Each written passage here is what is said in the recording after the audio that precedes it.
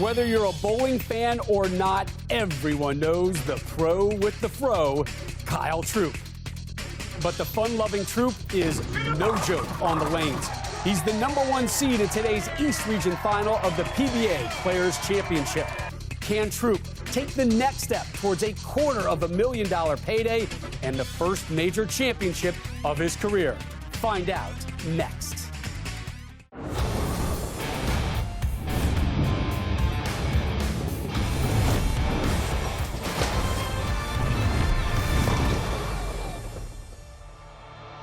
The build-up to the PBA Players Championship, it continues again today in Jupiter, Florida, as the makeup for this season's first major becomes clear. The most members to ever compete in a major, 381, were separated into 5 regions. The top 5 from each, they earned a ticket to the east coast of Florida, where we have further whittled down the field. Remember back on our first show, Anthony Simonson, the West #1 seed, he was able to defend his turf to move on. The following week, Canada's Francois Lavoie, he won the Southwest via a 1-ball roll-off. And then Saturday, it was Tom Smallwood putting himself in contention for his 3rd career major with a 20-pin win in the Central Final. Will the unbeaten run of 1 seeds continue today? Kyle Troup is in that spot as he looks to put himself in contention for the first major of his burgeoning career. Glad you're back here with us in Jupiter. Rob Stone alongside the Hall of Famer, Randy Peterson. In the business, they tell you, sell the stars. There is no bigger star at this year's edition of the PBA Players Championship than Kyle Troup. But let's be honest, Kyle Troup has been a visual curiosity. He's been a welcome mat to those outside of the PBA, and we thank him for that. He's done a wonderful service. Yeah. But you're starting to get the sense that those inside of the PBA are about to see that this young man is about more than just picking out his hair in flashy outfits. Yeah, I mean, absolutely. You know, he was the most emotional I've ever seen Kyle Troup on our Zoom call when we were interviewing him a few weeks ago, and I love his new mantra. Be the best you can be, not only on the lanes, but off the lanes. And in 2020, he sure was. It was his best year ever. He's made some lifestyle changes. He's made some changes to his game. 500 practice games prior to this event with Storm Tour consultant Sean Ryan. He's the most confident I've ever seen Kyle Troup ever. And you know what? 2021 might be the year where he gives a certain other two-hander a run for his money. Who could that be? Reigning Player of the Year, Jason Belmonte, joins us right now. Jason, what have you seen in Kyle Troup's growth, his maturity through the years on the tour? The thing when I talk with Kyle, g'day boys, g'day everyone by the way, is before I never heard Kyle talk in a way of like goals, where he sees himself a few years from now. It was always very much in the moment. But now I'm starting to see that he has a path, a journey that he wants to achieve. He's extremely motivated. I think the loss of his mother, obviously incredibly emotional for him. And I think he wants to make her proud, even more so than when she was with us. That motivation alone has seen me see a maturity and a growth in Kyle that is really inspirational. And I'm always going to be there for him whenever he needs anything. I think he's a brilliant young man, a lot of talent, and obviously, like you said, he brings a lot of flair to our tour, so you want to see him do well. He's a guy who's one of those faces of the PBA, just like you are, Jason. He's also one of those guys who is impossible to root against. There's 4 other guys out here who are going to try and take him down, but right now it is Kyle Troup, your 1 seed. He is the face of this tournament, and he's standing by with Kimberly Pressler. Kyle, you said that your 2020 season was your best season as of yet. So what do you got to do either physically or mentally to continue on that momentum so that you make a 2021 season even better? Well, Kimberly, the first thing is I got to keep working hard.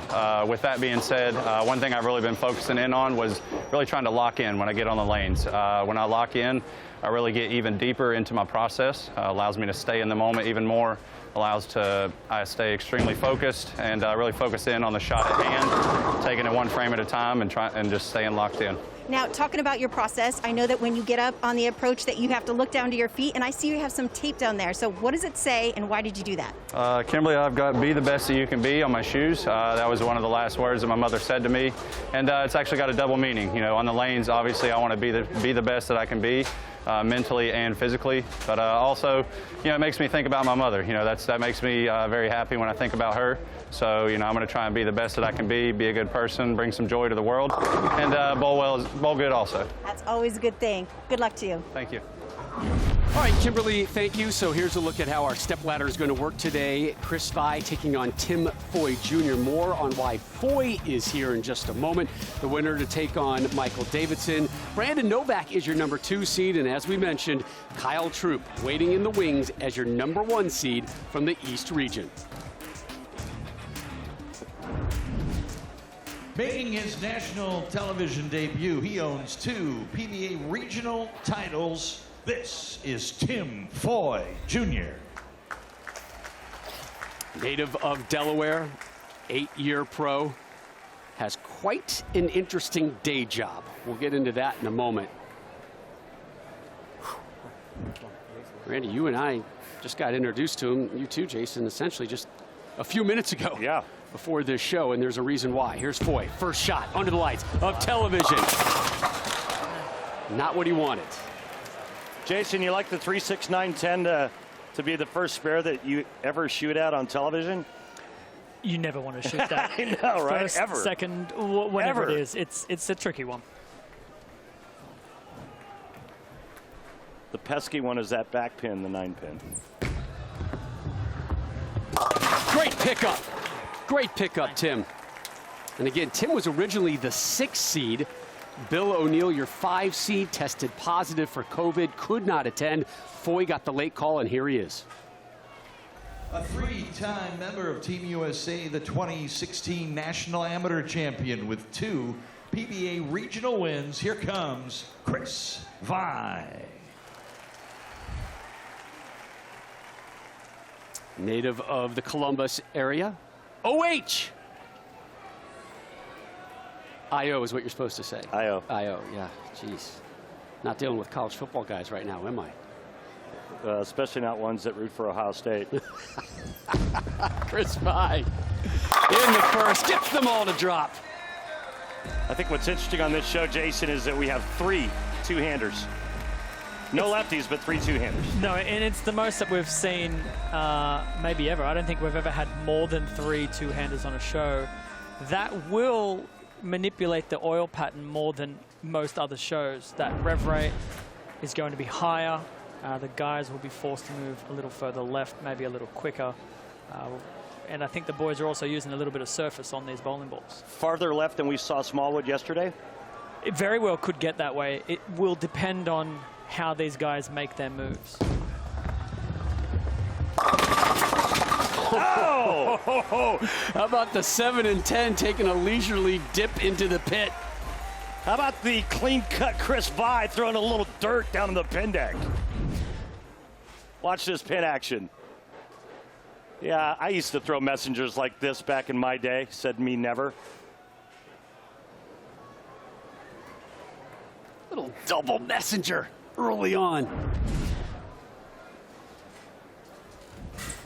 Foy off that spare. Gets himself 10 in the pit.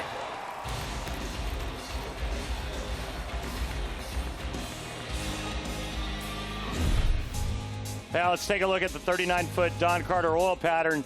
And the area of play is going to start to be pretty much the same as what we've seen. But Jason Belmonte touched on it, where more rev rate on this show, more two-handers, and we're going to see a lot more migration to the left.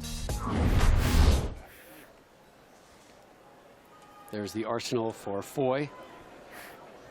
33-year-old, 8th year on the tour, making his first career TV appearance. Looking for 2 in a row and finding it. So again, Foy, one of the many stories around this young man, a late addition for Bill O'Neill. Belmo, we know how tight you and Billy O are. You can give us a quick update? Yeah, it's really unfortunate for Bill. He's in high spirits. He's just disappointed of the timing. Naturally, he's on the mend. He wishes Tim all the very best out there, and we hope to see him really soon back out here. Miss you, Billy. We all miss you. Yep. He's doing the right thing, by the way. 100%. Absolutely. In the third, and he remains perfect through 3. I'm really enjoying the progression of ability that I'm seeing in Chris. You know, we saw him on the telecast for the World Championship last year. We saw him on the US Open telecast. He's making the big shows.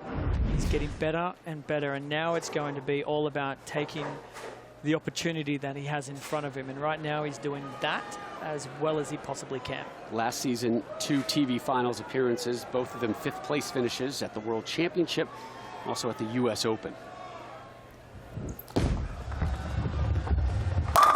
Hambo! You said that at the start of every show in the 2021 season. You know that, right? I said what? Game Hambo? 1, there's been a Hambo. That's awesome. To start every I told you, show. 2021 is looking up. I'm tired of all that 2020, you know what. I'm with you, brother. We're all aboard the Hambone train. Anything that puts a smile on your face, we're doing in 2021. You know what puts a smile on my face? This cat. Tim Foy does not look like, he does not look like a badass. He's a badass. Yeah. 5'6", 140. Would you be threatened by that cat walking by him on the street? I mean, I'm not going to put my hand on my wallet if he walked by. I'm all right with him. You know what his day job is, don't you? Correctional officer, state of Maryland. Hey, Tim, you know, what prison? Can't tell you. What type of prison? Can't tell you. Let's just say he's not dealing with white-collar crime people. This guy deals with some bad characters. And I love that he's able to have this release and come out here on the lanes and get a late call and not be phased and step up and drop in a ham bone on national TV. He even went as far to tell us all that at times he wears his Brunswick name shirt to work. And he gets the cat calls. Hey, Brunswick boy, right? Hey, Brunswick boy. That's hey, great. Kingpin. Yep. Well, that's how you know how brave he is. He'll wear his name shirt into a Supermax prison. Has no fear. No Come worries, at me. boys. You Come know at me, bro. You know Yeah. where to find me. Do you even lift? Do you even lift? Great one. Here's Vi. Perfect through 4. Perfect through 5. How about Chris Vi just the last couple of frames doing his best Geppetto imitation, carving wood. Watch the pin action on this shot. Oh, my Lord. 10 frames bowled, 9 strikes. It has been a theme throughout this Players' Championship. The shows are filled with strike after strike after strike and runs at 300 games.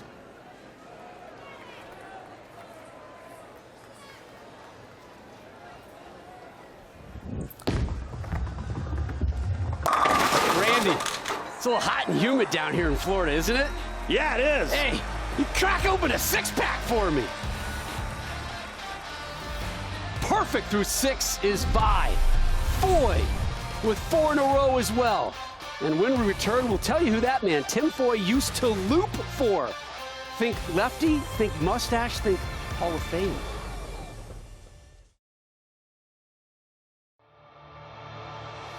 The PBA on FS1 is sponsored by Guaranteed Rate. Mortgage rates are historically low. Save money at rate.com today. The East region was contested at Bowlero West End in Richmond, Virginia. Take a look at the top 10 again. There's Foy, who was 11 pins out, able to slide in due to the illness that hit Bill O'Neill. BJ Moore coming in 7th. Mitch Beasley there at 9. Foy, after that early test that he passed, picking up the spare, has been nothing but strikes as he gets set to close out the 6th.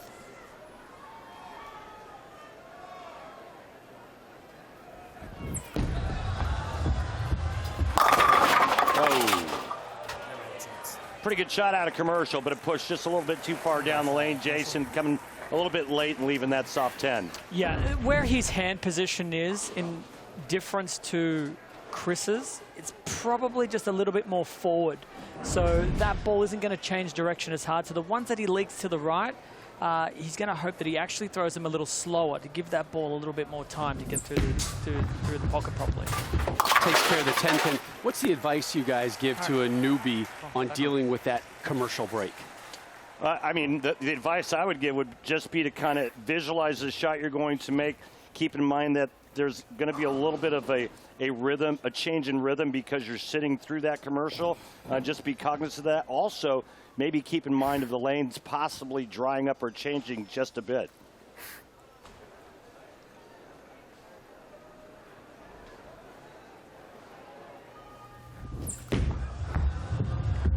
Back on the strike train is Tim Foy and Kimberly. This young man has been around this bowling profession for a long time. Absolutely, he has, because Tim's father, Tim Sr., was a competitor on the PBA Tour years ago. And when Tim was 8 years old, he was the ball caddy for his father's roommate. And I'm sure that you guys have heard of this guy. It's Hall of Famer Parker Bone. Now, fast forward to when Tim found out he was going to be on his very first TV final show, and it was none other than Parker Bone by his side giving him advice. He told him that this game is going to go by quick, but he needs to find a way to slow it down in his head and just focus on making 10 great shots. Vi has made 7 great shots so far, and I'm getting something on the police scanner, Randy. What is it, Rob? There seems to be some type of alert going on right now. We've got a chase alert right now. Oh, we're chasing 300. I hear a helicopter.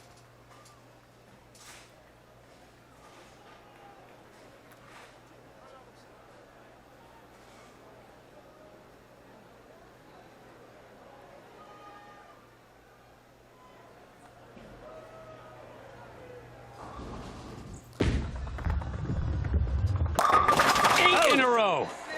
Oh! And I think Jason Belmonte hit it right on the head. Chris has got a little bit more side rotation, and he's able to kick that 10 out. And he's done it 8 shots in a row. No 10 pins for Chris Vi thus far, and you can see the rotation right there. Well, the first thing that Tim has to do now is he must strike out. Where they are in the game with the mathematics of the scoring, Tim, maximum 269. He cannot miss right now. Didn't like it, but he got away with it. That was like teetering right on the cliff, right? And it was a little slower. It was a little slower, which gave his ball that little extra time. That was a good break for Tim. He's going to slow everything down now. I just heard him take a re-rack. Smart move. This is a very smart move. But the other thing that he can't do is you have to get your opponent thinking of the possibilities going into the final 2 frames. Like, what if I tap? What if I don't throw a good shot? Is it going to be close? So this shot here, he's taking his time. It has to be one of his best ones of the match, just to make Chris doubt a little bit. Just plant that seed somewhere and see if it can germinate and grow.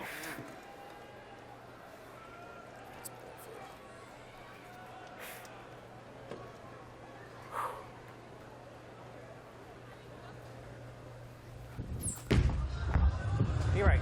3 in a row. Foy applying as much pressure as he possibly can, but it's Chris Vi stepping up. Take another look at this shot.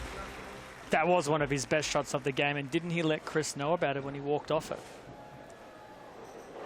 Randy? Sir? Report here in South Florida, some off-ramps have been closed. State police are in pursuit. There is a chase going on. They're going after the 300 car. Vi. He's got 9! Rob, the SWAT team just rolled up outside. This is getting serious. This is getting real serious. Chris Vi taking a re-rack. He's got the front 9 in complete control. He needs any mark to advance here in the 10th frame. A mark and good count. He'll be in the 270s. Nothing Tim Foy can do about it. That's going to be his main focus. As much as you want him right now, Rob, to shoot 300. His main focus is, let's get the job done to win the game, and then we can enjoy the next 2 shots.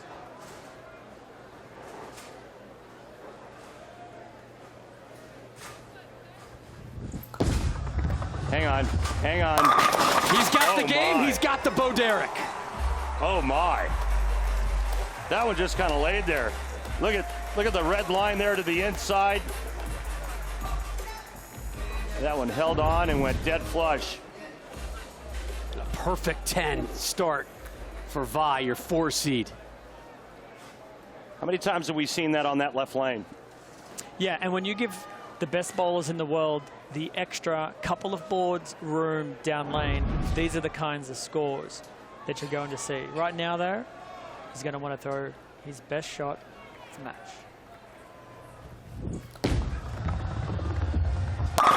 He's 1 away.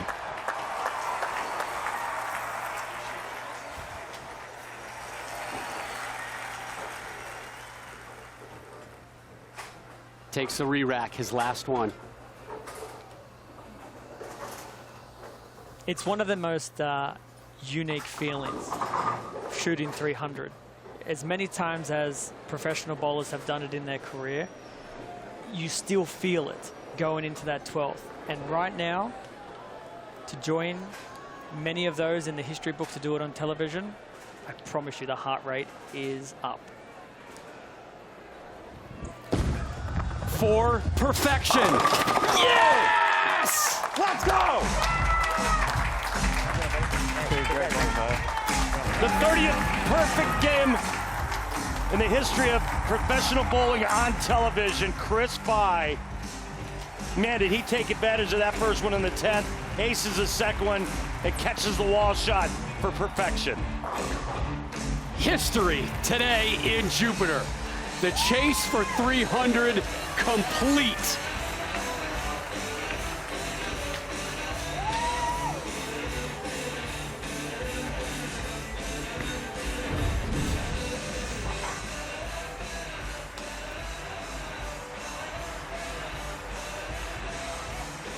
This Players' Championship continues to over-deliver. Week in, week out. We've had guys we don't talk about on a regular basis step up and throw massive numbers. And finally, somebody hit 300. We had been teased a 300 game for weeks, but it's Vi who nails it in our opening match today, and he's standing by with our Kimberly Pressler.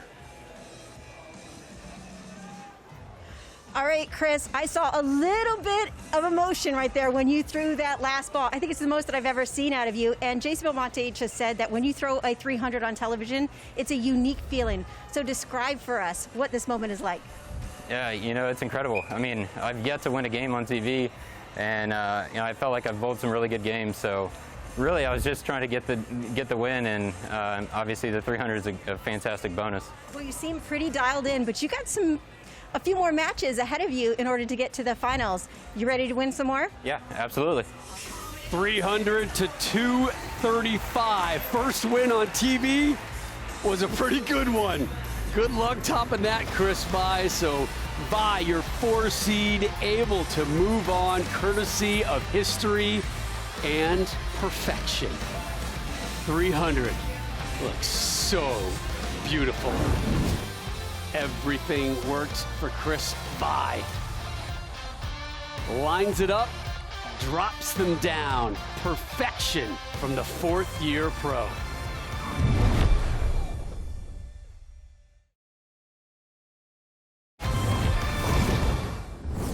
We welcome you back to the PBA Players Championship. Just moments ago, we witnessed history. Chris Vi in the 2nd. Chris Vi in the 4th. Notice the theme here, his 12th and final shot. 300. Let's go! 30th televised 300 game in PBA history, earning him a $10,000 bonus and the chance to move on today and potentially to the PBA Players Championship show later this month. Now he's got the 3 seed, Michael Davidson.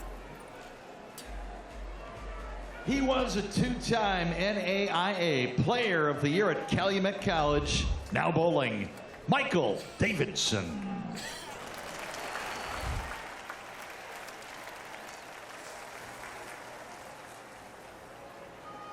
25-year-old from Versailles, Ohio, your 3 seed here in the East.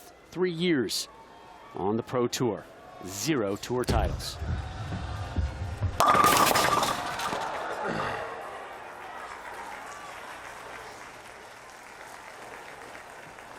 Not the luckiest shot to start off with. 4-9, crept in a little high. I don't think he gave that ball as much room to the outside part of the lane as he would have liked. So Randy draws on the screen on how to shoot the 4-9 spare. Just like that. Must have been looking at your arrows there, Randy. I was doing that for you. That is a no-brainer spare of the game, brought to you by Guaranteed Rate. Mortgage rates are historically low. Save money at rate.com today, just like you drew it up, Randy. Well, I'll tell you what, that's pretty good there. First shot on television leaves a 4-9 and then comes back and covers it.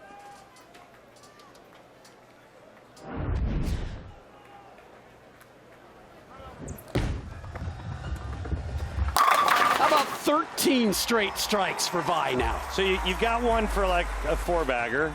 And then you have one for, I didn't know I could go this high. 5. And I know you've got the Bo Derek at 10. Yep. What do you have for 13? You're going to have to wait. Well, I don't know. I already passed that one by. Let's see if he's got 14. Give me some time. I mean, come on. I honestly never. I don't prepare for things like this. As quick as you are, something's got to come to you. I know, but it's got to be good. You can't just force it. That was an important shot for Chris, just to sure was, right? Off the come down of the 300 game to be able to step up and pure it like that.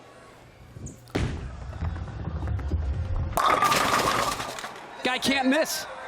Can't miss. It's getting to the point where it's ho-hum. Oh, 14 straight strikes in a row. But this leads to a conversation that we were all having earlier. The general sports fan out there that happens to be flicking on PBA will say to you, well, you guys should be striking all the time now.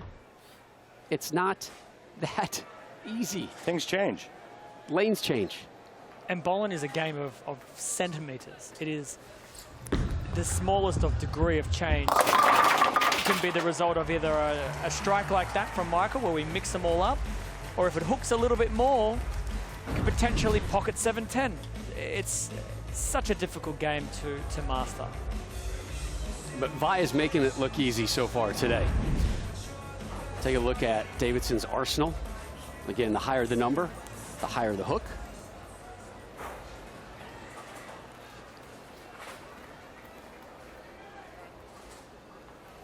So, Jason, he's got 3 balls that have the same hook potential. But they all three do different things. They all shape differently down the lane. Yeah, exactly. And we've bowled on this pattern now for the last few weeks. So the guys that have been waiting in the wings have got a pretty good understanding of what kind of ball shape do I want to see out there. So we now know we probably don't want a ball with a hook rating of 4 or 5. Right. Too clean, right? And we definitely know we don't need any 9 or 10s. Yeah, yeah. So I'm going to fill my arsenal with that medium hook range. That's a great point.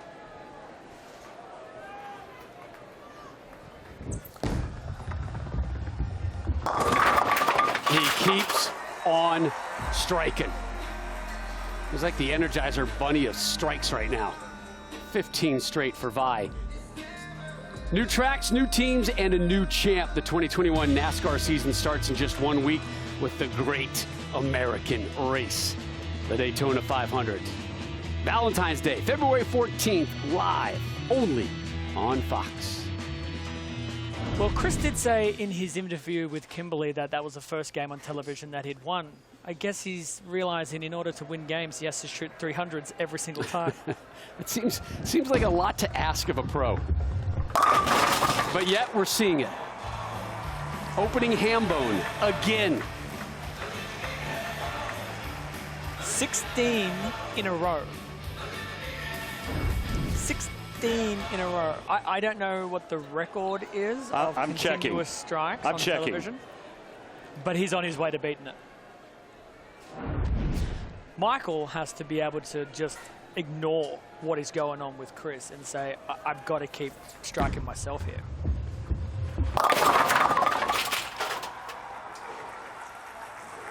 We have seen this seemingly every weekend through the course of the Players' Championship buildup, where one player is just so dominant early on and hot that it's forcing the competition to do what you say. Like, I just got to worry about me and strike, because I got no shot at getting in this because these guys are just striking out. Yeah, I mean, yesterday it was Weidman, and all he did was strike. And then he ran into a little bit of competition there in his last game when he ran into some carry trouble. Nice spare. Great pickup there by Davidson. Yeah, and Smallwood started red hot and was able to close him out. But no, you're right. I mean, and keep in mind, the only champion on this telecast is our tournament leader, Kyle Troup. None of these other 4 players have ever won before. When an oil pattern is playing as high scoring as this, and you get off to that hot start and your opponent has a couple of spares, it causes even more pressure, because the player who is fallen behind just assumes, I have to strike out. Wobbly 10. So you add the extra pressure of thinking of the assumption that my opponent is going to throw so many strikes. Right. And it just compounds every frame you fall behind.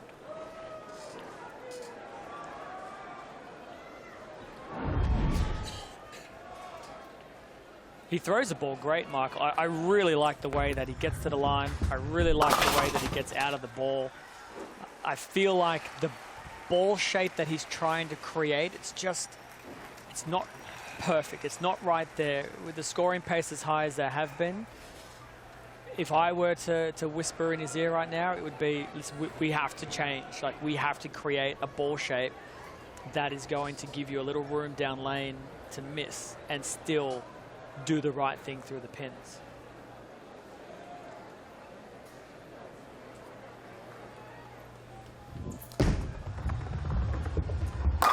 "17 straight strikes." One more time. 17 straight strikes on television. I mean, I'm not really good at math, but I'm thinking that's a lot. His strike rate is at 100% today, Randy. Well, I just did the math. 17 for 17. I mean, he's looking at a potential second $10,000 bonus check today.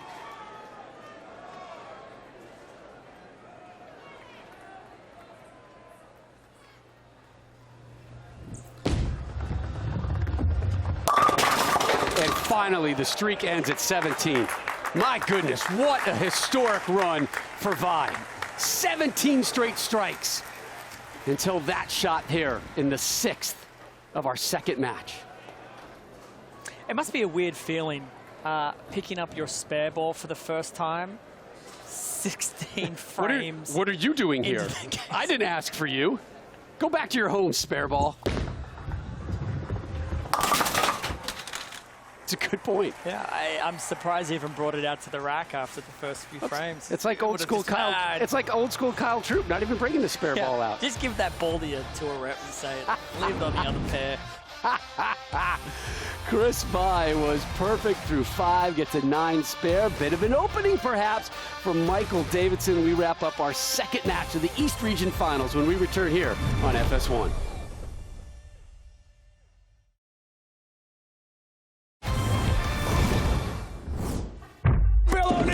The 2020 PBA Players Championship. Chris Prather wins the TOC.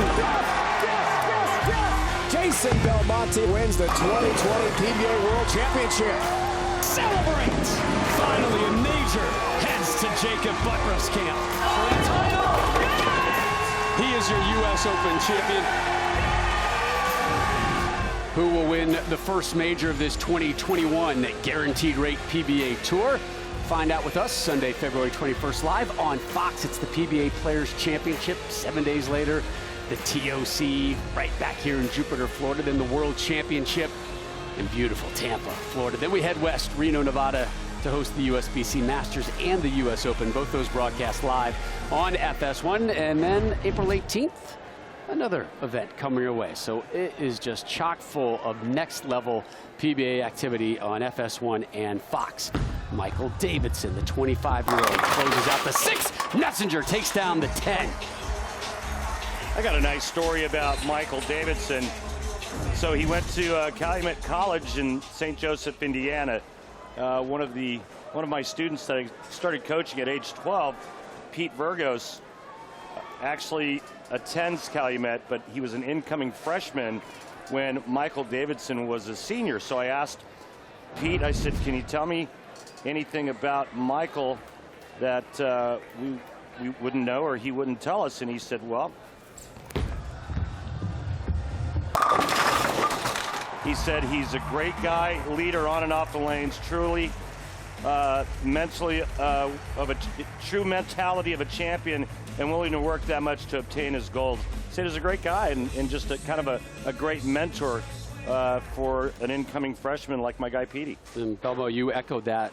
We were talking earlier, your line, super nice guy. Yeah, I've crossed with Michael and bowled next to him a couple of times, and you can just feel that aura around somebody. You just know they've got good vibes, and he's definitely somebody super nice. What? Unlike that carry. What happened here?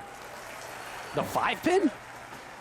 Yeah, that's the Paralyzer 5 right here where he gets hit a couple times and decides not to go down. But you hardly ever think about Chris Vi with all that power leaving that 5-pin. That's generally considered a really weak ball or a weak shot that's deflecting. But can I just throw one last thing at you about his 17-bagger? Back in 1996, Bob Learn Jr. starts the first game with the front 12, so he shoots 300, takes a game off, and then games 3 and 4 had 17 in a row. So let me throw this at you. 17 straight strikes, and all of a sudden, Jason, now it's back-to-back 9 spares for Vi. So how do you get yourself back into that groove that you were in earlier? Sometimes when you are striking as much as Chris is, it becomes almost more nervous when you stop striking, because it's a weird feeling. You're like, hold on a sec, I haven't missed for 17 consecutive shots. Now I've missed back-to-back shots. So what he has to do is get that ball shaping back through the pins. He's going to have to make a very, very subtle change. Now he's got a massive challenge. And now if he doesn't convert, it's a whole new match. Well, that's Chris there trying to get the ball to go through the pins the way that it was previously. However, he's caught some extra friction down lane, and with that over 500 RPM rev rate, you pay the maximum penalty. Get the ball to the right side of the 3, throw it over into the 4-7. Ball take out the 6.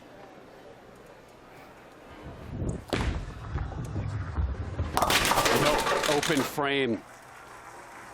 He mentioned to us he used to be easily frustrated when he first came out on the tour. Since then, a different view, no frustrations, even when things aren't going your way, working on his breathing, focusing on reading what shot did, what it did, and deciphering what to do next. And he is in that mode right now because his lead has shrunk massively.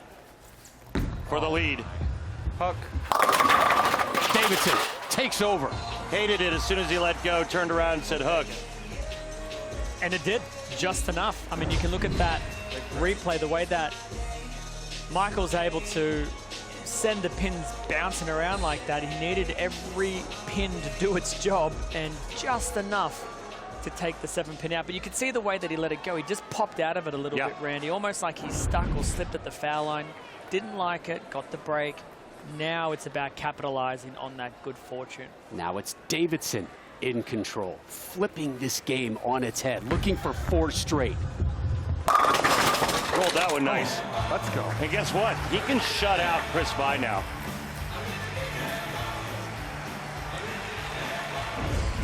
Yeah, that's a good time to get that ball rolling through the pins like that. Now he cannot lose no matter what Chris does, like Randy said. But what Chris has got to be thinking, if I can catch this next 3 or 4 strikes in a row, Michael's coming back to the lane that he doesn't look nearly as comfortable as.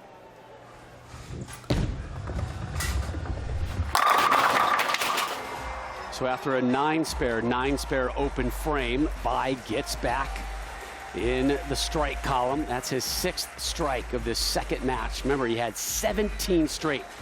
He must be thinking, how long ago does that feel like? After that brutal 6th, 7th, and 8th frame. Well, this is his tournament right now. If there's no strike here, you're nearly gift wrapping the win to Michael. He just had a big split, ball overhooked. There will be a move. It's about execution now.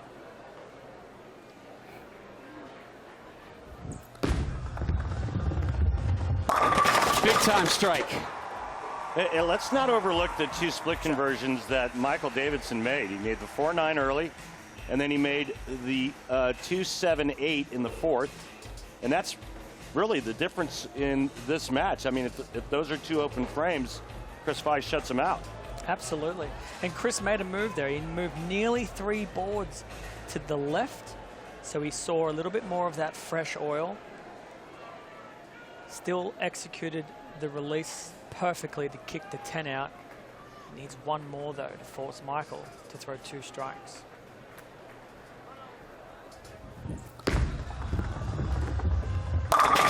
Got it. He said, I feel like I should be in contention every week. I have now set myself up for success. We saw success in the first match with that 300 game. A great start here in the second match, getting the front 5, and then trouble. 9-spare, 9-spare, open frame. Davidson takes the lead, but here's Vi now. 3 straight strikes, looking to close with the 4-bagger and apply some heat to the Davidson seat.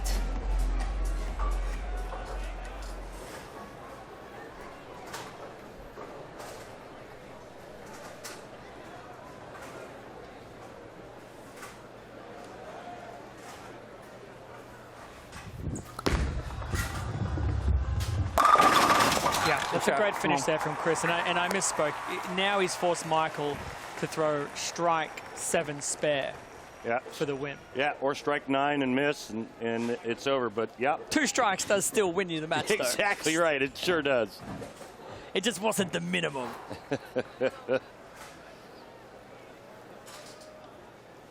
Now we're going to see what Michael's made of. Non-winner making his first telecast ever.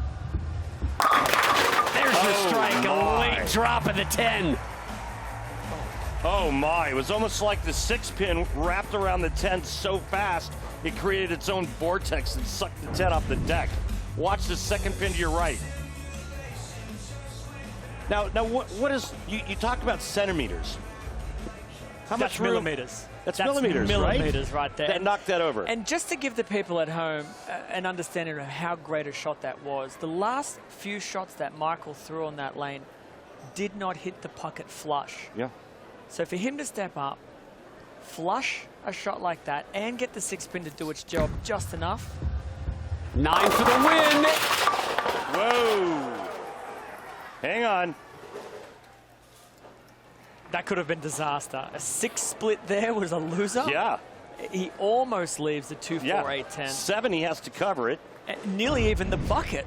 There were a lot of combinations there that could have been look standing. at that. The bucket was standing for a second. That was the bucket with a 7 for a second, right? He needs to cover one of these.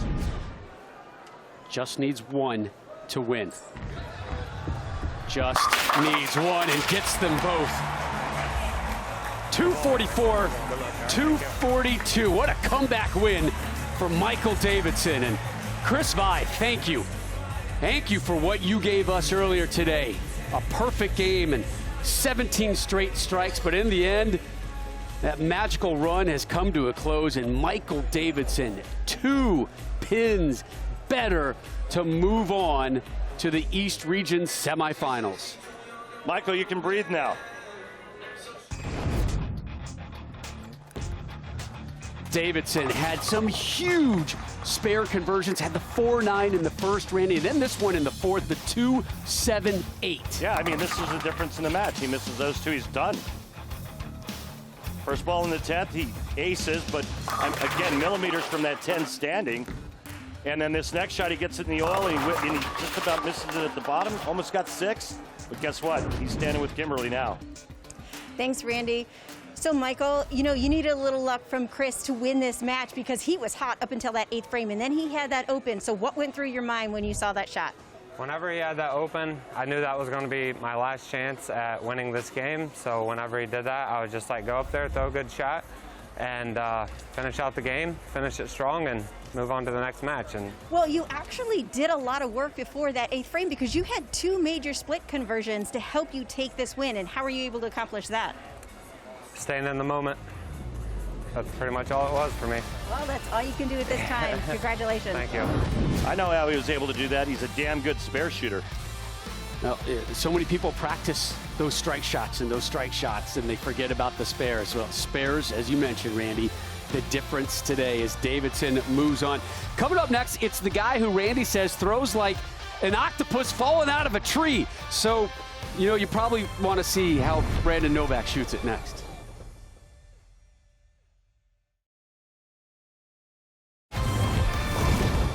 We welcome back to the PBA Players Championship here on FS1 East Region Finals. #1 seed Kyle Troup getting in some practice strokes.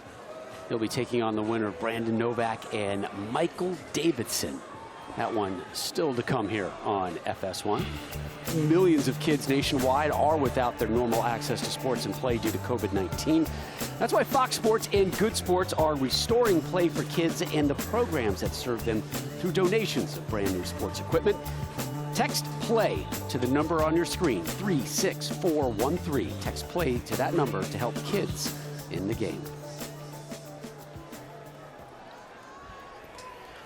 Davidson off that 2-pin win over Chris Vi will roll first here. Match number 3, East Region Championship. Anybody else have a hard time believing that with 17 in a row you would lose? Right, a 17 bagger. Isn't it? Not enough. And that's bowling.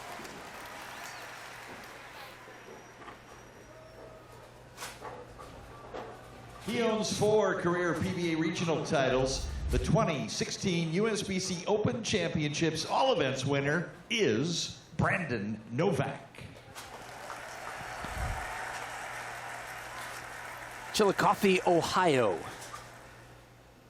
His hometown. 8th year on the tour. Okay, we talked about the form. And I think I need a couple more shots to fully digest what I just saw. All right. So it's not just an octopus. Well, it's a very good bowling octopus falling out of a tree. His push, absolutely. I mean, his push weight goes dead right. Ball gets way behind him, but then he reroutes and gets his hand into the perfect spot, and that's really all that matters. Yeah, it's like the Jim Furyk of bowling. I mean, there's a lot of moving parts, but you know what? This guy can bowl. Make no mistake about it. What do you think the odds are that coaches out there have tried to change his form? Well, I have a story on that. You want me to go with it? How about when we see him next? Okay. He sits down with an opening double. Davidson, the Calumet College product, had great success there, was a 3-time NAIA All-American.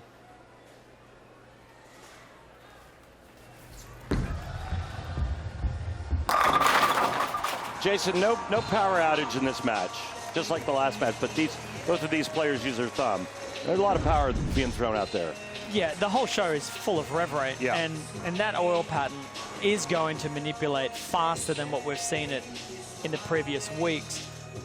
What I'm liking with Michael right now, especially on that right lane, it was his suspect lane, but that shot right there looked really solid. The way the pins went back, all sucked into the back of the deck. That's how you want to see the pins fall. So he maybe didn't like it again. Didn't like it. Got away with it. You need a couple of those. All right. And they're always on the left lane. Yeah. And they're always missed left. And you can miss on that left lane when you're in the right spot. All right. So Randy, let's go back to Brandon Novak after we see one more look at that shot. High flush replay of Davidson there. Yeah, go ahead. That's your story, about Randy. Yeah, it's, Oh, I thought you had a little bit more to lead me into. no, that was it. It's short, That's and, it. short and sweet. How many years have we worked together? Yeah, well, I haven't seen you in a while. All right, so he goes to Saginaw Valley State for a tryout. Yes. And he left an hour later. Right. Because they tried to change everything about his game. Yep. I think the most interesting fact about Brandon Novak is that, did you know that he took one step until he was 15 years old? I found Isn't that crazy? I had that highlighted here. Would do a one-step approach till I was 15. Yeah.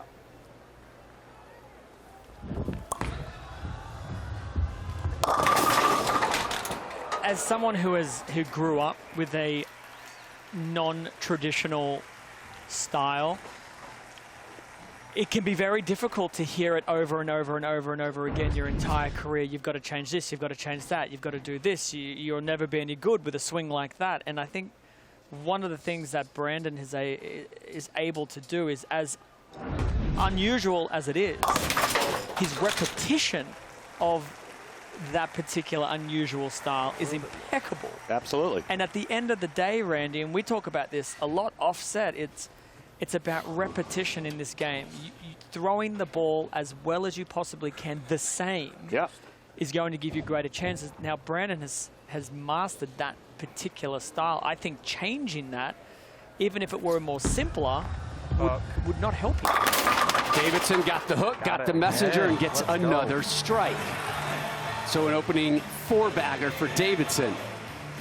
You see the location down lane, and I'll tell you what, Jason, to get it back from there, you really have to roll it heavy and get your ball speed down just enough to make it come around the corner, and he has just that, where he catches a little love tap on the 10. Yeah, and that's about as close to leaving a 10-pin as you're going to get. It was quite a fortunate break, seeing the 6-pin kind of fall into the gutter and then bounce off the wall back onto the 10. You won't be relying on that hit for much longer. Oh. And we've seen that before on the left lane.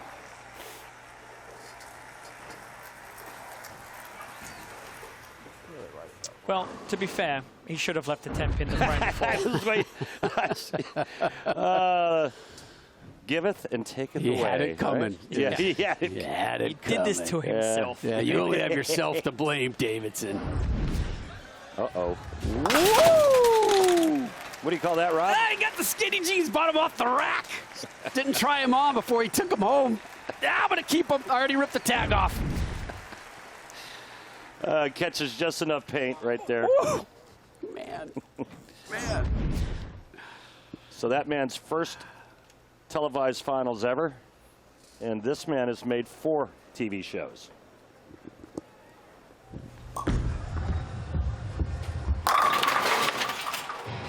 That's really a homemade swing, but I really like what you said, and the fact that he's able to repeat, and it's all about repetition no matter what form or style you have. And again, just look at how far behind him he is. But you know what? He gets the ball down in such a great position. He's got a great hand at the bottom of the swing. And really, all it matters is the moment of truth. When you go to let go of it, if your positions are good, I mean, you're giving yourself a chance to make good shots. A homemade swing. Yeah. Unfortunately, all I can see is me running next door to Home Depot and making myself a homemade swing, and my kids just crashing and falling out of it, because the homemade swing that I would make would look like his shot. Your kids would get hurt. Oh, if you my made a God. swing. I'm like, kids, sign the waiver. But, Dad, sign the waiver. Sign the waiver. I don't want to be liable for this. I mean, any coach who's worth their weight would look at that style and say, we've got to change this. And I give him a ton of credit for sticking with that homemade approach. And that's what makes Brandon so unique, is it works for him. You know, they said the same thing about Walter A. Williams Jr. He just became the all-time leading winner in the history of the PBA. Davidson, Novak. Wrap it up when we come back.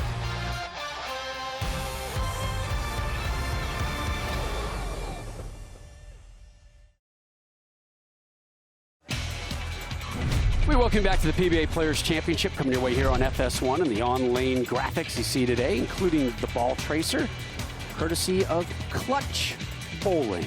Hey, Rob, you know what other center has clutch? It's one of my favorite centers. You know what the name of the center is that has clutch bowling? Orange 10-pin bowl. You know where it is? New South Wales. Where's that? Oz. That's your place, That's Belmo. my place. Yeah, it's a pretty cool system. I love that place. Davidson up 11, can max out with a 279. Keeps the strikes going there. Great shot. 2 in a row for Michael after an opening ham bone. Check out the location of at the arrows and of the break point at about 39 feet. A great hand in this shot, Jason Belmonte. Look at the roll there. Yeah, it's a phenomenal ball roll. That's the shape and that's the roll he needs to repeat, especially on that right lane. When he gets his hand to create a little bit more of that axis rotation, the ones that do get a little bit further to the right have a better chance of recovery. When he gets too forward, too far behind it, the ball loses its shape down lane.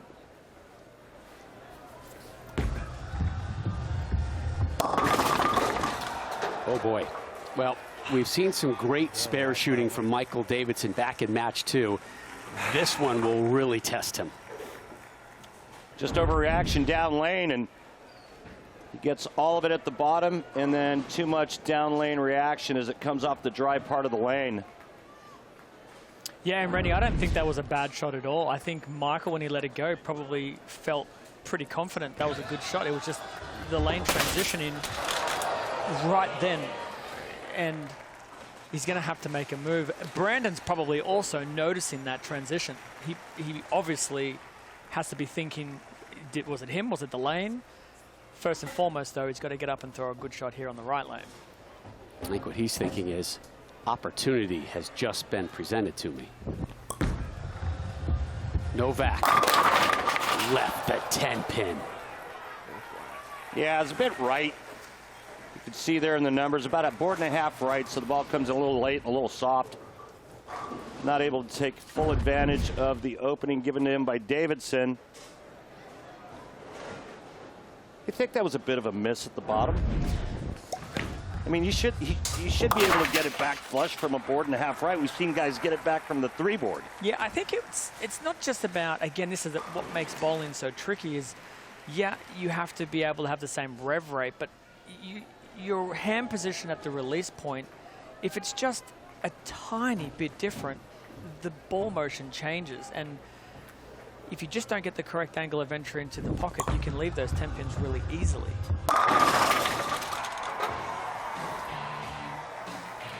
Novak, Davidson trying to make it to our East Region Championship match next against Kyle Troup. Here's the 3 that have already moved on to the PBA Players Championship Finals, live Sunday, February 21st on Fox. That's Big Fox, Bart Simpson Fox, Anthony Simonson, Francois Lavoie, and Tom Smallwood. You know what all 3 of those players have in common, Rob? Strike for Davidson. Go on, Randy. They're all #1 seeds. Troup trying to keep that streak alive a little bit later here. And we talked about how hard it is to win from the #1 seeds, less than 50%. And thus far, the #1 seeds have been perfect. Speaking of perfect, how about another leaner into the 10-pin for Davidson? All right, so he's got to make a move on this lane. Last shot on that left lane, he threw it nice. It overhooked, and he went through the nose, and he paid for it. Let's see what kind of adjustment he makes here. Foundation frame 9th. Looking for his 7th strike, and he'll get it. Yeah, and that's a big move. You know, he's moved in well left of where that last frame was. And what he's got to be careful of is that he doesn't catch too much oil. That time, the ball had just enough in the engine to come back and go a little light mixer. But now he's moved into a bunch of fresh oil. He's got to be a little careful of that.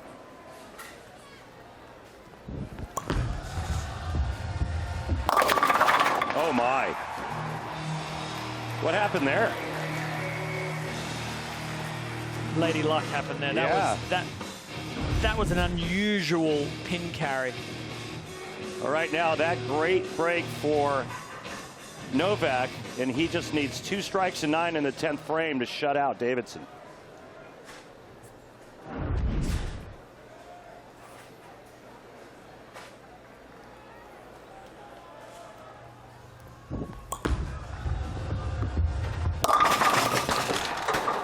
well left of target there, Randy. He over-accelerated on the way through, never gave the chance for the ball to get to the right. He left that in the, I think it was the fourth frame. Yep. So, not the shot he was looking for to have a chance to shut out. Nor was that the shot he was looking for, an open frame in the 10th. 213 final. Right now, Davidson going at a 220 clip, 225 to be exact. Wow. Any mark here in the 10th frame, Davidson's going to bowl Kyle Troup in the final match. Think about the things Davidson has had to deal with and seen, the script rewrites. Ace. Ace. And he's alive and moving on again. Absolutely aced it off his hand. Got the good pin carry. Took full advantage of the opening given to him by Novak. What a great shot.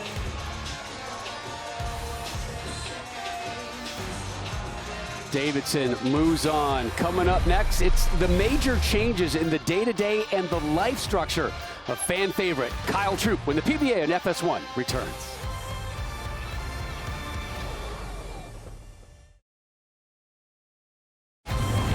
Welcome back to Jupiter, Florida. Continuing coverage of the PBA Players Championship today, but next Sunday it's the South Region Final. We talk about no names through some of this tournament. There's no bigger no name than your 4-seed Tom Doherty. Ouch!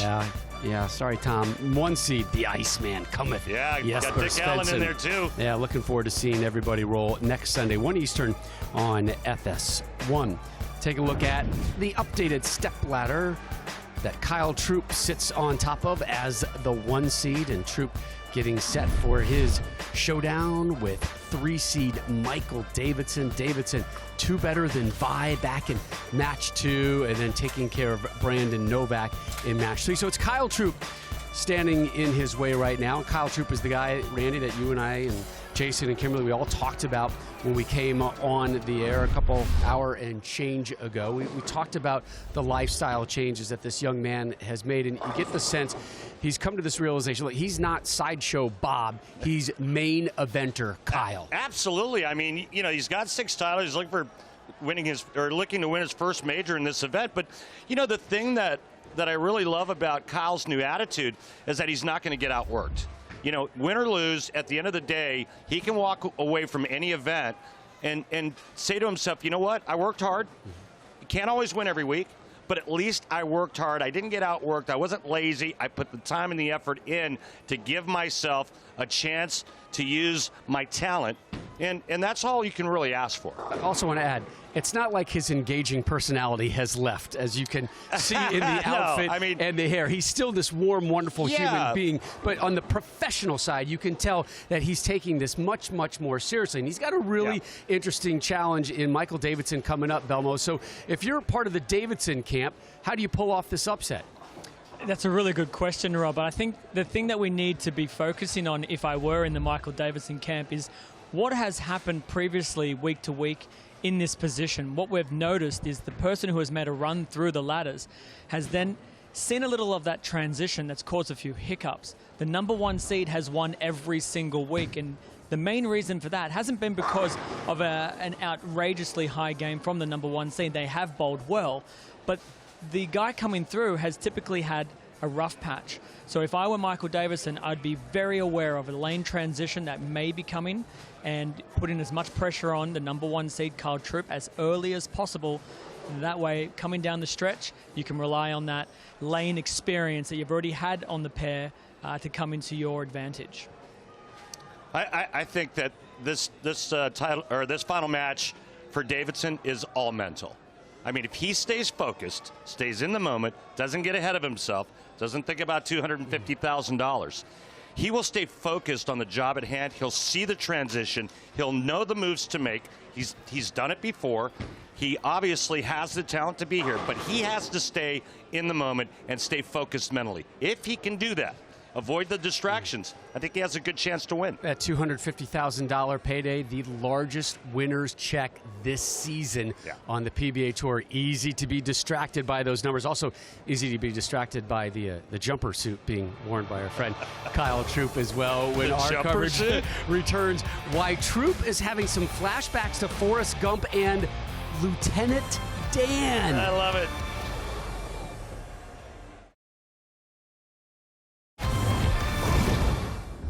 The PBA Players Championship on FS1 rolls on. Head on over to PBA.com to check out the PBA Pro Bowling video game. The game features the top PBA pros, real equipment, authentic oil patterns, more than 100 tournaments, and online play. Also, some exquisite play-by-play and color analysis, I'm told.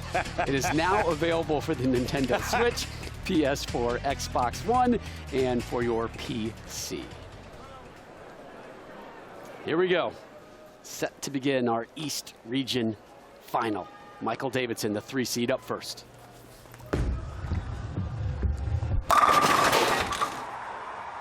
Strike hard, strike first.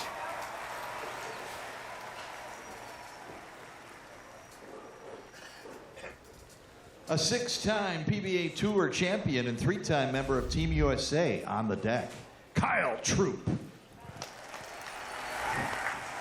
Love that outfit. We have seen it before, Randy, haven't we? We have. First win, I think, wasn't it? 2015 Wolf Open. Do you know what the theme is? Partridge Family, right? Partridge Family bus. Ooh. Yeah. And again, it is a jumper. It is a one-piece suit. No, that's a one-piece? That is a one-piece jumper.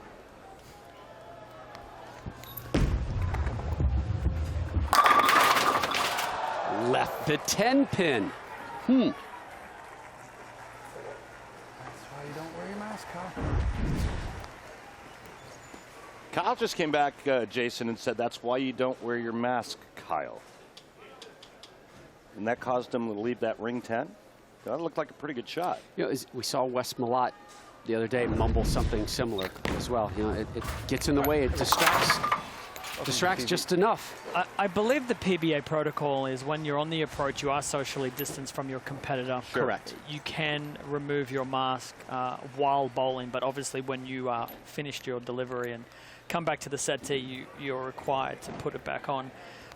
Some players, it doesn't bother them. Obviously, it bothers Kyle enough for him to not feel like he executed a great shot. We'll see if it was the mask's fault or not, because this frame, he's not wearing it.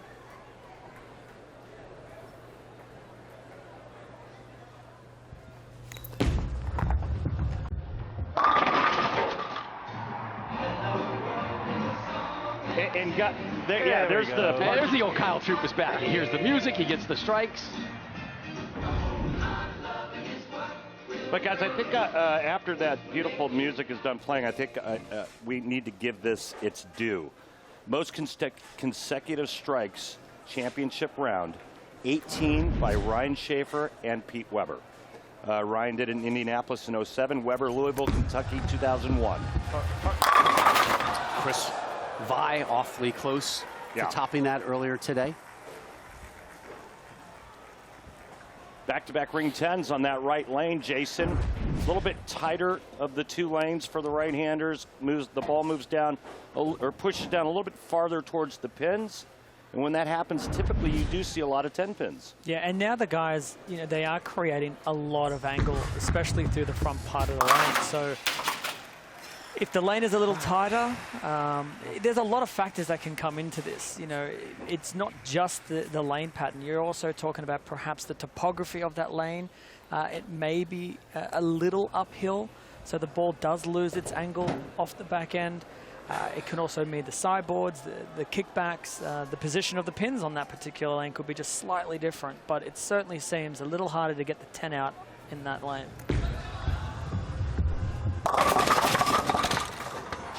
Strike, spare, strike for Davidson to start. And that's the deepest he's been all day. Deepest anybody's been. He's about into that 25 area, 25th board. That's the one thing I want everyone to pay attention to, is the further left that they go, the more critical it is to see friction. My fear is if they miss left from there at that ball speed, it may blow straight through it.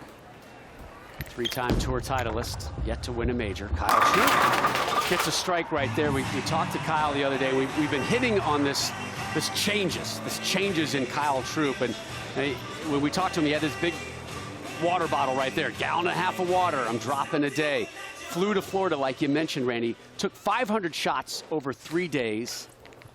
Not one of them was a spare ball. Every one was a strike shot. The other thing he said, some timing changes. I'm bending more in my second step, driving more at the lane, something I'd never really practiced all that much. And part of that driving at the lane, use your legs. And what would he keep saying to himself? Well, Forrest Gump. Oh, here we go. Use your legs, Lieutenant Dan. Legs, Lieutenant Dan. And he legs himself over to the chair, sits down with a three-bagger. Really nice start for Kyle Troup. Listen to this. Oh, here we go. It's a great start. And again, we've seen it throughout the competition. The #1 seeds have really come out. Anthony Simonson, Francois Lavoie, Tom Smallwood.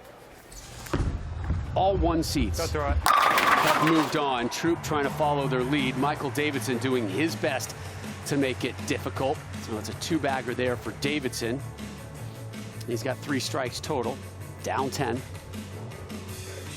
There's the 3 that have moved on already to the Players' Championship final show, Sunday, February 21st, 12:30 Eastern, live on Fox. Troup or Davidson's headshot will be added to that within the next few minutes.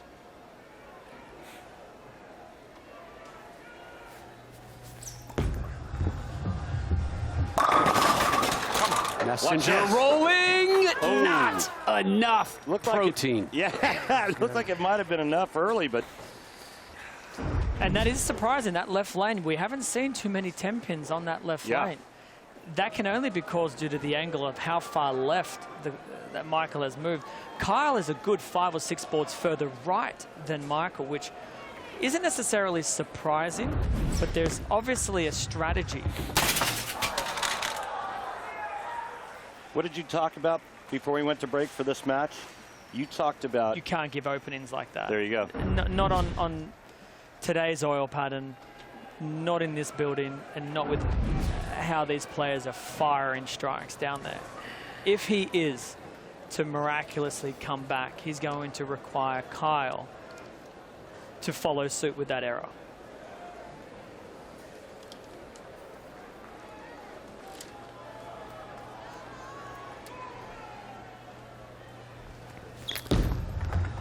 Catch. 4-bagger takes advantage of that opening.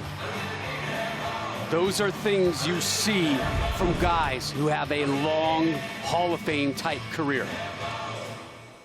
Well, you got the opening, and then I like Jason's analogy of that type of 10-pin falling. It's just the millimeter, you know, that millimeter or two of catching just enough of that 10-pin. And Kyle Troup does exactly what every great champion does. He takes advantage of the opening given to him by his opponent. And this is when you put your neck on the throat of your opponents. He's given you the opening, you've thrown the first strike, you're leading into the 6th frame. If there is a messenger or some crazy carry, we're going to see a few fireworks from Mr. Troup.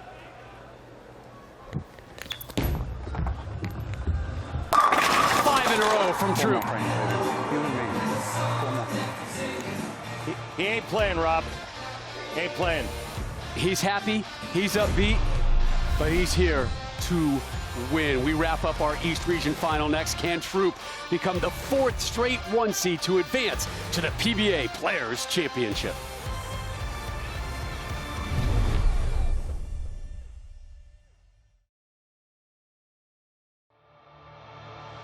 The PBA on FS1 is sponsored by Guaranteed Rate. Mortgage rates are historically low. Save money at rate.com today. Last season, Kyle Troup won 3 tour titles, including, back in February, the Mark Roth Marshall Holman Doubles Championship. His partner, Jesper Svensson. Troup, the 1 seed here in the East.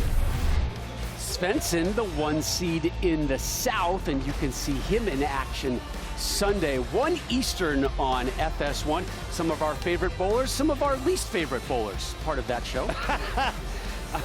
Wow, I can't wait for that telecast and have you and Doherty just get after one another. Next Sunday, 1 Eastern on FS1. You are not going to want to miss it. It's funny, when the both of them walk into a bowling center, they remind me very much of Peter Griffin and the chicken in Family Guy when they see each other. Yeah. There's the eyes, they stare at each other, and I'm just waiting for the 16-minute through the city fight scene between the both of you. That's a great one, Belmo. That's a great one. Somebody get on that. Somebody will get on that. All right, back to action. Michael Davidson in the 6th.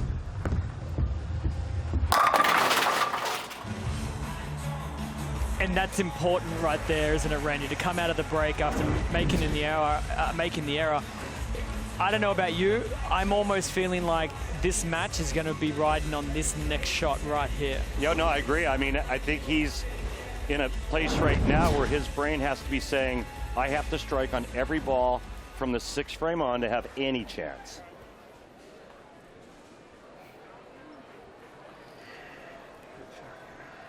Four strikes, 1 spare, 1 open frame so far from Michael Davidson.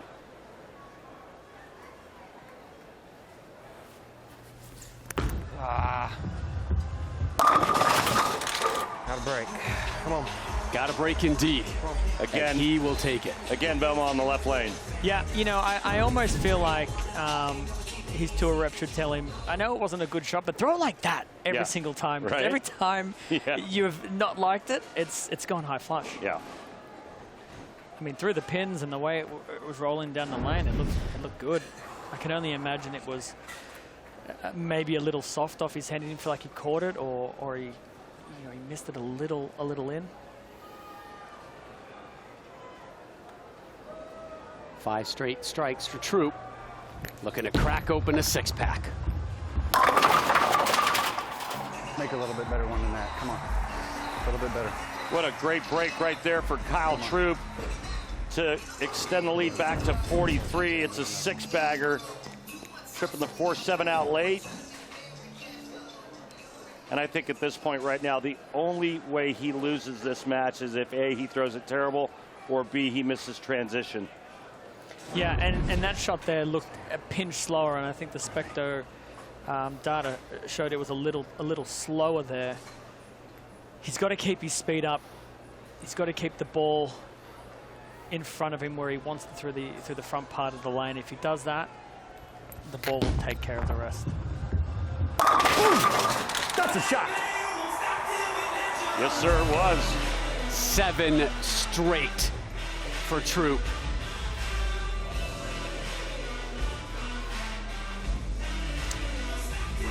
I know it's not in Michael's personality. He seems very, very quiet, very calm, but I almost feel like there needs to be a react here to just make Kyle think about something. Yeah. Get him out of this rhythm that he's in. Make the strike. Go. Like that.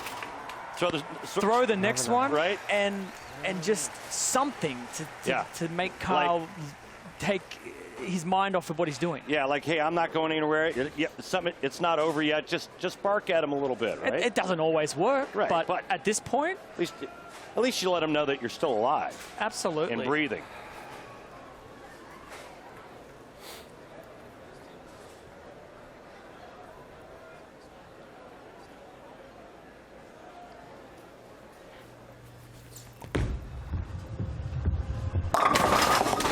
That ball actually rolled out right before it got to the pocket.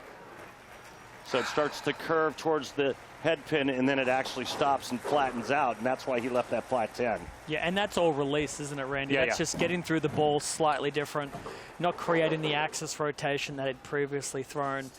And, it's almost all but over now with Michael Davidson in his run. It's still a fantastic performance today. The only error he's thrown today was in the 5th frame of this game. And like we said at the top of this show, errors on this oil pattern against these players, we can't do it. No. Yeah, that was a great point that you made. It's like you just can't you can't give somebody an opportunity when the lanes are this gettable and you're going up against this kind of talent. Again, a look at the shoes of Kyle Troup. Tape on them with the phrase, be the best you can be from Mom. Right now, he is being the best he can be in the East. And Messenger, yeah! He's been in the weight room, takes care of the 10, leaves the 7. A major break for the Troup camp. Head pin to the sidewall, 7-10 standing, and then the head pin nudges the 10 out. Like somebody tried to block the head pin too, Randy. That could have been a blocking foul. Yeah. Play on, picks it up, looks upstairs, remains clean. So spares for Troup in the 1st and the 9th, everything in between, nothing but X's. Mathematically, it's over. And it keeps the trend alive of the #1 seeds going through to the final 5. A pretty amazing performance. Other than a trip 4 pin in the match. That's for you, Mom. He's been pretty solid. Yeah. A great performance by Kyle Troup. He's got such a showman in him, and obviously it's part of his DNA. You know, from what comes in from his dad. And, you know, I think there was that pressure on him to be this charismatic, colorful, kind of out there type dude, right? But it looks to me, here in 2021, he's found peace, he's found harmony in managing being who he is, and also being true and pure to a sport he really cares about. I really like that, you know, again, his mantra, be the best you can be, but it's not just in bowling. It's in life and being a better person and bringing joy to people's lives in and outside of the bowling center. And I really love that about Kyle. Yeah, and I think when we first saw Kyle on the PBA Tour, there was the tag of, showmanship, but it was all for fun, right? It was all, let's have a laugh with Kyle. And absolutely. He's now found that balance. He's found the balance between, I want people to notice me, see my flair, and enjoy it, but also take me very seriously, and I'm a threat to win every single week. It's interesting. He said, I've acquired a bit of a laser focus like a Norm Duke. That was the name he used. You get a focus like Norm Duke, you're going places. Yeah, agreed. And it's easy to get caught up in the visuals of Kyle Troup. Yeah, I see you, buddy. It's super easy. Because the people that I know who don't know bowling know about the dude with the hair. Yeah, I mean, he's not out there doing handstands or jumping up and clicking his heels together. Correct. The guy's out there acing shots. Acing. I mean, he's two-handed power player that can do a lot of different things with the bowling ball. He's worked so hard on his game with Sean Ryan, his tour rep, and you know, some of the changes that he's made, and he feels really ultra confident, but it's his whole outlook on everything. Stay bowling again, bud. Stay bowling. Stay bowling. Yeah, big shout out to Michael Davidson as well. Great Absolutely. run today. Yep. In the end, Kyle, just a little too strong, made too many good shots. Yep. Really fascinating show it was. Kyle Troup moves on. He is your champion from the East, joining Tom Smallwood, Francois Lavoie, and Anthony Simonson.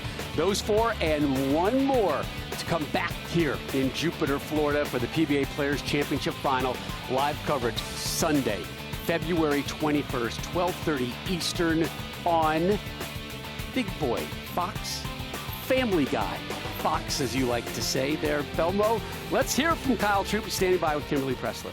Well, guys, Kyle absolutely ran away with this match, but can we take a moment to appreciate the outfit on its own? I think he deserves a trophy just for that. And I have to ask, because inquiring minds want to know, including myself, is this really a jumpsuit? Oh, it's still pants. Is Rob on the show again? Is he calling this a jumpsuit again? Yes, he did. No, it's still pants and a jersey, but, you know, we got to shout out the Partridge family. Yeah, you did. Why did you decide to pick this one? Because you wore it in 2015. Why'd you pick it for today? You know, I just feel like it's been a while since I wore this outfit. That's an important decision whenever I go onto TV is which outfit I'm going to wear. And, you know, I had good vibes coming into the day with this outfit on because it worked good the last time, and it worked out well, Kimberly. Do you think you're going to wear it in the finals then? Oh, we're just going to enjoy this for right now. We'll think about the outfit come showtime. Well, let's talk about the finals right now, because even though this is happy-go-lucky Kyle that we're seeing right here, when you step on the lanes, you're very serious and you're focused. You are now one step closer to winning your first major. What would that win mean to you? You know, that's been a goal of mine since last year. You know, I did make a major show. I fell just a little bit short, and that's the next step in my career, you know, to win a major. You know, the work doesn't stop now. We're going to put in even more work, try and get deeper in the process and stay even more locked in to bring home the major victory. Well, I don't know if you know this or not, but you were the 4th #1 seed to advance to the finals. Why do you think that is? You know, Kimberly, that's a great question. You know, I think, you know, the guys that bowled well in the regions, you know, it shows, and then they come here, we stay locked in, we stay very focused, try and make the best shots we can. And, you know, also, you know, things can go our way sometimes with other bowlers bowling on the pair for a long time. They might go through some transition, and I tried to go ahead and stay ahead of it coming into this match. Well, just like the tape on your shoes that says, you know, be your best self, your mom would be proud of you. Congratulations on this win. Thank you, Kimberly. Woo! Love you, Mom, Gub, Tyler, love you. Thank you, Storm, Vice, Bowler X, Team Fish. This one's for us, baby. We're coming for the major. I don't care what Kyle Troup says, it's still a jumpsuit. It will always be It's a got a jumpsuit. belt. I know it does, but some jumpsuits have belts as well. Let's move on from that and let's talk about the wonderful bowling storylines that developed today. And of course, we started with perfection, history. I mean, think about it. 4 non-winners, and then Kyle Troup. And we start off with a Tim Foy, Chris Vi match. And, well, not 1, not 2, not 10, 3, not 4, not 10. 12. How about 12 in a row for the 30th perfect game on television in PBA history?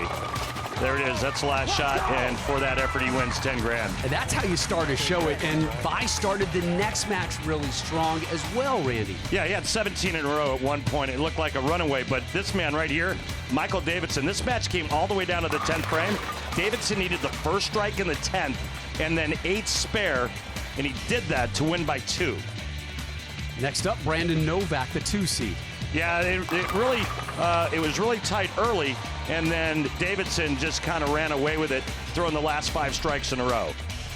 But in the final, it was your 1 seed, Kyle Troup. Would not be denied. He went spare 7 in a row, and it was all she wrote. Kyle Troup just so focused, so locked in, and he made just such great shots. He looked unbeatable throughout the entire match. We have seen a few themes develop here at the PBA Players Championship. Number 1, the success of number 1. All of the 1 seeds have been able to move on. The other one, a really high strike rate. 80 frames today. We had 66 strikes. Jason Belmonte, you have noticed another theme, my friend. Yeah, it looks like errors are absolutely death out there right now. With the high scoring lane pattern, the guys throwing some quality shots. Unforced errors have been basically the unfold of everybody who has lost. So my message to those coming in the next week's show, take a little extra time on your spares, throw the best possible shots, because if you do make an unforced error, based on what we've seen already, it could be your demise. One other theme, the evolution of Kyle Troup. Yeah, and I mean, he gave us so many bullets in our Zoom conference with him, but, the message is clear, be the best you can be, on and off the lanes. I think that mentally he's probably, given everything that he's been through over, say, the last 18 months, he's probably in the best place he's ever been mentally, ever. And I think it's showing in his performances. His performance today just proved that. I mean, Jason brings up a great point. Don't give your opponent an opening. Davidson missed a 10-pin in the 5th frame. And what did Kyle Troup do? Well, he just threw 4 strikes right behind it to increase that string. So, I mean, Kyle Troup's in a place where I think of guys like Jason Belmonte, when they're at the top of their game, and I've said it many times about Jason, before. When he's at that level, nobody can beat him. Kyle's getting to that level. Agreed. Yeah. Agreed. He is knocking on that door, Yeah. and pretty soon that door is going to bust down. We are closing in on our final 5 finalists for the PBA Players Championship. Who will fill that 5th void from the South? There's a look at your 5 competitors next Sunday, 1 Eastern on FS1. The Iceman, Jesper Svensson, sitting in the catbird seat. What about that 4th your seed? 1 seed? Never heard of him. Tom Dougherty? It's Tom Doherty. Doherty. Yeah. All right, well, I'll try to get that figured out by next Sunday, 1 Eastern on FS1. It's the South Region Final. Well, for Randy Peterson, Kimberly Pressler, Jason Belmonte, and our entire crew, I'm Rob Stone. We had perfection in Jupiter, but in the end, it was Kyle Troup elevating himself to the top of the East Region, the 1 seed, getting the victory, taking care of Michael Davidson. Yeah, he's got mom on his side. He's got good looks. He's got style, and he's got an attitude now to match. You've been watching the PBA on FS1. Kyle Troup wins and moves on.